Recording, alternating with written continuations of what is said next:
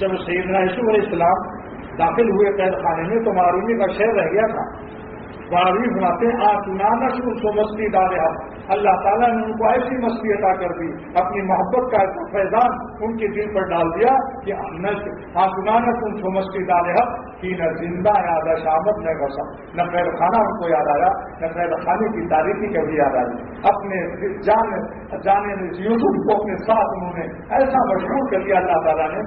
سبحان اللہ، یسمن مور لبد گئے تو ہی میرا نام بسر گئے تو ہی. حضرت پوری فرماتے تھے کہ میرا دل آپ کے ساتھ ایسا چپک گیا کہ اپنا نام بھی اب ہم کو یاد نہیں آتا کہ ہم کیا ہیں.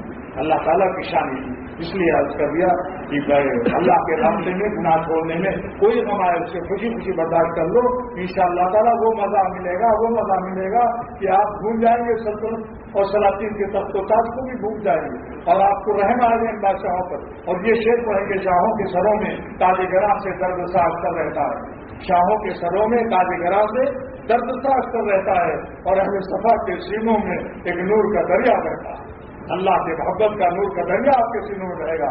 انشاءاللہ آپ سورج چاند اور زمین و آسمان کو خاطر میں نہیں لائیں گے. اللہ اللہ ہے، جس کو خدا مل جائے اس کی قسمت کو کیا پوچھتے، مگر ملتے ہیں ذرا ایسے نہیں، گناہوں کے چھوڑنے سے ملتے ہیں، کچھ تکلیف اٹھانے سے ملتے ہیں.